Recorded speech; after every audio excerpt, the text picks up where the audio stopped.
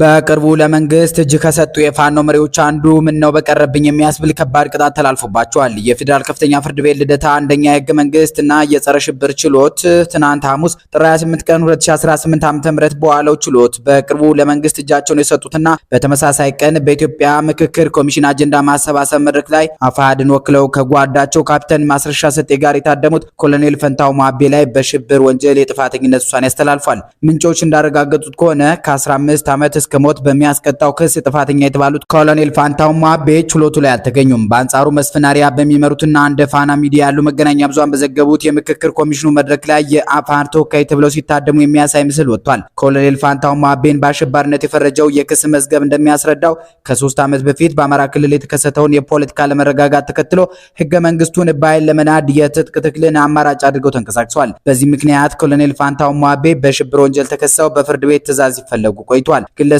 የፌዴራሉ ከፍተኛ ፍርድ ቤት በጋዜጣ ጥሪ ቢያደርግላቸው ሊገኙ ባለመቻላቸው የቀረበባቸውን ክስ መከላከል አልቻሉም በሚል በድርድር አዲስ አበባ ገቡ በተባለ በቀናት ውስጥ ከ15 ዓመት እስከ ሞት በሚደርስ የወንጀል ቅጣት ጥፋተኛ ሆነዋል ሲል ፍርድ ቤቱ በይኗል። የአፋሕድ ምክትል ሊቀመንበርና ወታደራዊ ዋና አዛዥ እንደነበሩ የሚነገርላቸው ኮሎኔል ፋንታው ማቤ የሰላም አማራጭን ተቀብለው ለመንግስት እጅ መስጠታቸው ብዙ ሲያነጋግር ነበር።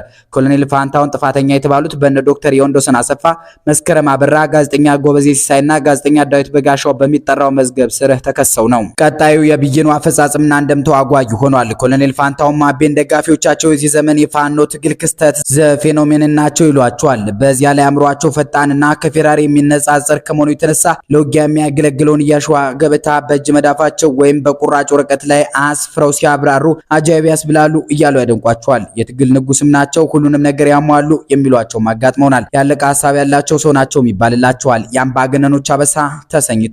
የሻዕቢያ ሰራዊት፣ የህወሓት ካድሬዎች እንዲሁም የደርግ ወታደሮች እሳቸውን ስም ሲሰሙ ይሸበራሉ ይባላል። ምክንያቱም ከጾረና ግንባር እስከ አዲስ አበባ ከዋኩረብቶች እስከ ወሎ ተራራማ ሜዳዎች በጠመንጃ ቋንቋ አናግሯቸዋልና።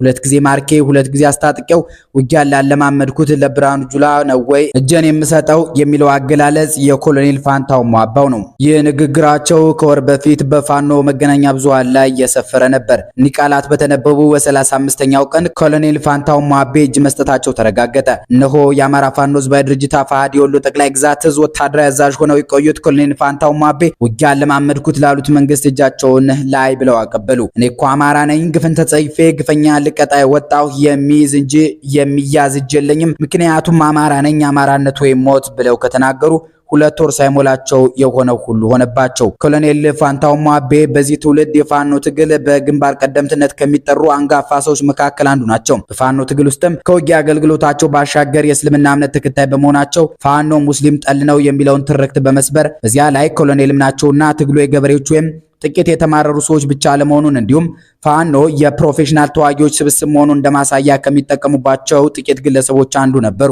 እኒህ አንጋፋ ሰው ወደ መንግስት ከመግባታቸው ወይም ከሳቸው በተቃራኒ እንደቆሙ ሰዎች አገላለጽ እጅ ከመስጠታቸው አሊያም እሳቸውና የገቡለት መንግስት እንደሚሉት ከመስማማታቸው በፊት ይሄ መንግስት ለአማራ ህዝብ የህልውና ስጋት ነው፣ ስለዚህ በነፍጥ የታግዬ የህዝቤን ህልውና አስጠብቃለሁ ብለው ጫካ ገብተው በፋኖ የትግል ታሪክ የመጀመሪያውን የወረዳ ከተማ ከኮሎኔል ሞገስ ዘገየ ጋር በመሆን የተቆጣጠሩ የወሎ ተራሮች ላይ እንደልባቸው ሲፈነጩ የነበሩ ናቸው። ኮሎኔል ፋንታው ማባ የሄዴን ታጋይ ሆነው ደርግን የጣሉ ሲሆን ስማቸው ግን በግሉ መነሳት የጀመረው በኢትዮ ኤርትራ ጦርነት ወቅት በጾረና ግንባር ጀብዱ ከፈጸሙና ባይድመ ላይ ከነ ብርጋዴር ጀነራል አሳምነው ጽጌና ጀነራል ተፈራ ማሞ ጋር ሆነው የኢትዮጵያን ሰንደቅ ዓላማ ካውለበለቡ በኋላ ነው። ኮሎኔል ፋንታውን ይበልጥ ወደ ህዝብ ልብ ገብተው የነበረው ግን በመለስ ዜናዊ አስረ ሲመራ የነበረውን መንግስት ለመፈንቀል ከጓዶቻቸው ብርጋዴር ጀነራል አሳምነው ጽጌና ተፈራ ማሞ ጋር ሙከራ አድርገዋል ተብለው እስር ቤት ከገቡ በኋላ ነበር። ኮሎኔሉ ከዓመታት እስር በኋላ በአብይ አህመድ አሊ መንግስት ተፈተው እንደገና በሰኔ 15 የናምባቸው መኮንን ግድያ ተጠርጥረው በቁጥጥር ስር ውለው ለጥቂት ጊዜያት ታስረው ቆይተው ተለቀዋል። ከዚያ በኋላ ወደ ጫካ ገብተው የፋኖን ሰራዊት በመምራት በፋኖ ታሪክ ለመጀመሪያ ጊዜ ከተማ የተቆጣጠሩበትን ታሪክ ሲሰሩ በትግሉ ሂደትም ብዙ ጀብዶችን በተለይ በወሎ ሰንሰለታማ ተራሮች ላይ ሲፈጽሙ ቆይቷል። በመቀጠል የአማራ ፋኖ በወሎ የሚል ድርጅት ከነምሬ ወዳጆ ጋር በመሆን መስርተው በምክትልነት እንዲመሩ ተመርጠው ቆይተዋል። ቆይተው ነበር። ከጥቂት ጊዜያት በኋላ ደግሞ የአማራ ፋኖ የራሱን ወጥ አደረጃጀት ለመፍጠር በሚያደርገው ጥረት ውስጥ ተሳትፎ በማድረግ የአማራ ፋኖ ህዝባዊ ድርጅት ምስረታ ላይ አስተዋጽኦአቸውን በማጉላት ወታደራዊ አዛዥ በመሆን ተመርጠው ነበር። በኋላም የድርጅቱ ሊቀመንበር የነበረው ሀብቴ ወልዴ ከድርጅቱ መውጣቱን ተከትሎ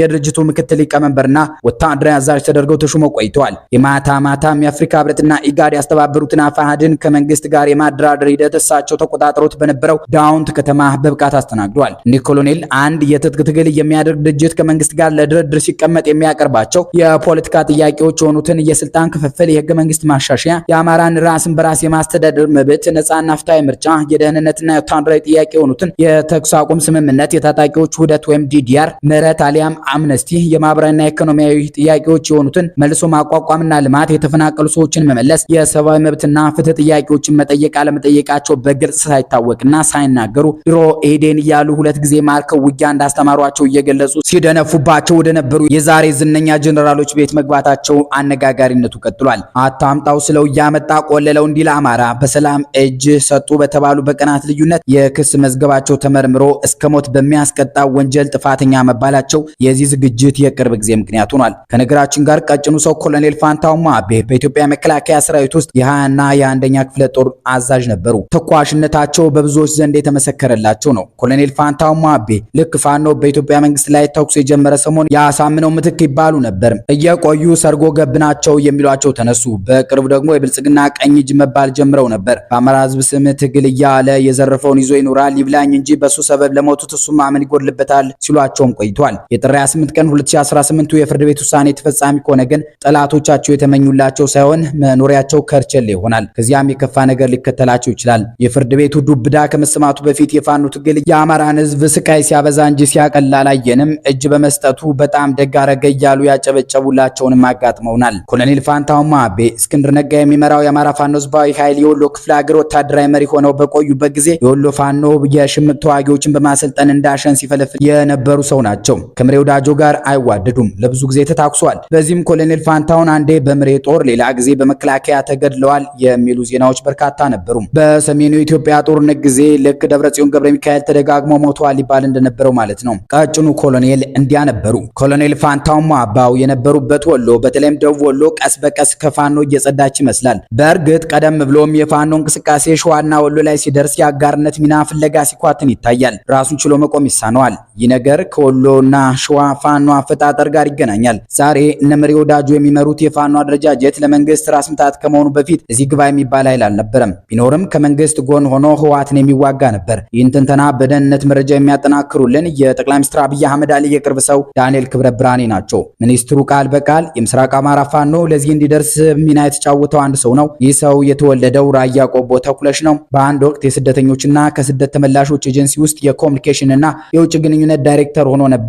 በአንዳንድ የአማራ ክልል አመራሮችና በምስራቅ አማራ ፋኖ መካከል በድልድይነት እንዳገለገለ መረጃዎች ያሳያሉ ብለዋል። ዳንኤል ክብረት ብርሃኔ የሰውየውን ስም ባይጠቅሱትም ምናልባት እነ ኮሎኔል ፋንታው ማባውን ከአማራ ክልል ምክትል ርዕሰ መስተዳድር አብዱ ሁሴን እና ከሌሎች ብልጽግናዎች ጋር ያደራደረ ነው ሲባልለት የቆየ ወሎዬ ሊሆን ይችላል። ባለፈው ዓመት ግንቦት ወር አብዱ ሁሴን እነ ኮሎኔል ፋንታው ማባ ወዳሉበት ቀጠና ገብተው መደራደር ጀምረዋል መባሉ ይታወሳል። ያ ጊዜ የደረደረ በፋኖ ኃይሎች በኩል የማያሳፍር ነገር መሆን የጀመረበት ነው። ብዙዎቹ ይህን የወጣቶች ህይወት የአረጋውያን አረጋዊነት የህፃናት ተስፋ የሚሰዋበት ትግል ተራ ንግድ አድርገው መመልከት የመጀመራቸው ምክንያትም ይኸው ነው። ሰዳዱ ደሴ በተለያዩ ከተሞች ፎቅ ገዝቶ ከትግሉ ገለል ስለማለቱ ከተሰማ ዓመት ሊሞላው ነው። ካፒቴን ማስረሻ ሰጤ ለኮሎኔል ፋንታው ማባ ሊከፍትለት ሲል የምትታየው መኪና እንኳን እጅ መስጠት ሌላም ታስመኛለች። የፋኖ ትግል ከግል ጥቅም ማሳደድ ራቅ ማለት ተስኖታል መባሉም ለዚህ ነው። ዳንኤል ክብረት ብርሃኔም የትርክት ዳና በረከት በሚሉበት መጽሐፋቸው ገጽ 273 ላይ አንድ የአማራ ክልል ባለሀብት በማያውቁት መንገድ በኩባንያው ውስጥ በሚሰሩ የጃውሳው ሰዎች በኩል በተመቻቸ እድል በተለያዩ ቦታዎች ያሉት የጃውሳው ወኪሎች የዘይት አከፋፋይነት እድል እንዲያገኙ ተደርጎ ነበር ሲሉ አስነብበዋል።